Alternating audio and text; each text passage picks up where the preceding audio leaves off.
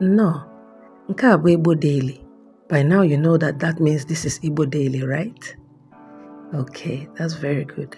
Yesterday we were talking about some foods that we find in the market, so today we continue. Other examples of food that we can find in the market is ede, cocoyam, ọka, corn, akpụ, cassava, achịcha, bread, and mmanụ, oil. I'll take it again. Ede, cocoyam, ọka, corn, akpụ, cassava, achịcha, bread, mmanụ, oil. Now you have about 10 foods that you find in the market. You now know them all.